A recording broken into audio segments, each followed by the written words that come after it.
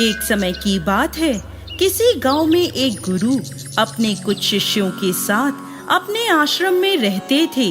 उनके सभी शिष्य बारी बारी गांव में भिक्षा लेने जाते थे। एक दिन उनका एक शिष्य भोला भिक्षा लेने के लिए गांव में गया और घर घर भिक्षा की मांग करने लगा। गांव में उसने भिक्षा के लिए एक दरवाजा खटखटाया तो अंदर से बड़ी बड़ी दाढ़ी वाला एक तांत्रिक बाहर आया और बोला, ये कौन है जो मेरे दरवाजे पर किसी और का गुणगान कर रहा है। तब भोला बोला, मेरे गुरुजी महाराज सर्व सामर्थ्य हैं। तांत्रिक ने ये सुना तो क्रोध में आकर बोला, इतना दुस्साहस मेरे दरवाजे पर आकर किसी और का गुणगान करता है।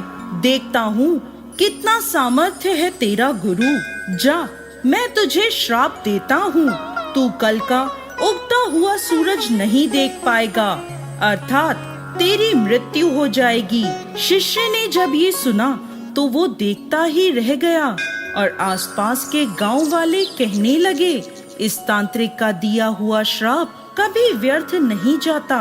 शिष्य बेचारा उदास होकर वापस आश्रम की ओर चल दिया। रास्ते भर वो सोचता रहा कि आज मेरा अंतिम दिन है, मेरा समय खत्म होने वाला है।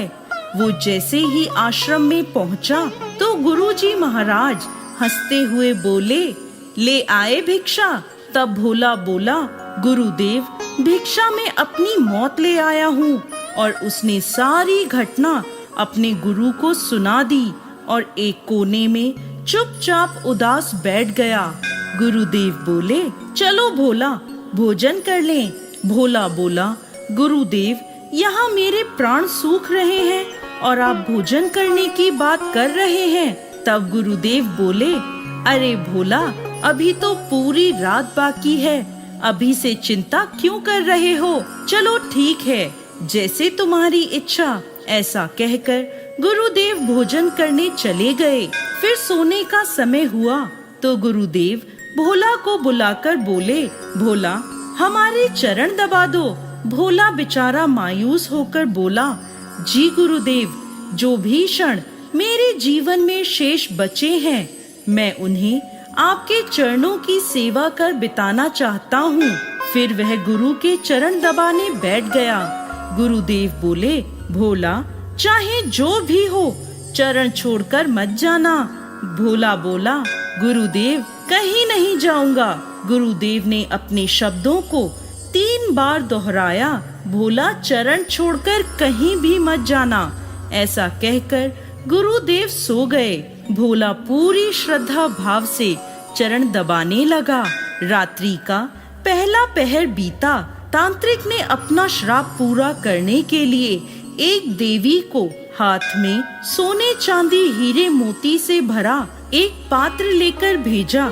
दरवाजे पर देवी प्रकट हुई और कहने लगी, इधर आओ, ये सोने चांदी हीरे मोती से भरा पात्र ले लो। भोला बोला, मुझे लेने में कोई परेशानी नहीं है, लेकिन क्षमा करें, मैं वहाँ आकर नहीं ले सकता। अगर आप देना है तो यहाँ आकर दे दीजिए। पर यह प्रकट वो देवी और कहने लगी, नहीं, तुम्हें सोने पात्र यहाँ आकर लेना होगा। ले लो, कितना चांदी है। भोला परेशानी नहीं है, अगर ना है तो यहाँ आ जाइए। तो यांत्रिक ने दूसरा पासा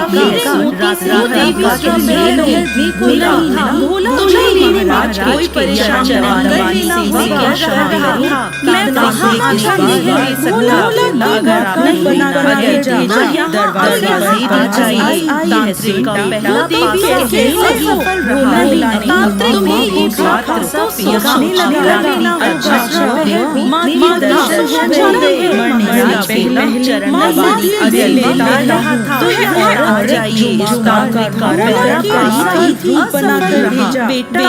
गले लग जाओ। रात्रि का दिन से मिले भोला ने क्षमा करने लगा, लेकिन मैं कर रहा था माँ के दर्शन हुए। मरने चली सेवा कर भी मिल लेता, मुझे दरवाजे पर लगी जो माँ का रूप धारण करके कैसे जाइए। फिर बेटा वहाँ से चली गई, सोचने लगा माँ के दर्शन हो गए और क्षमा करना माँ, लेकिन मैं लेता हूँ राक्षस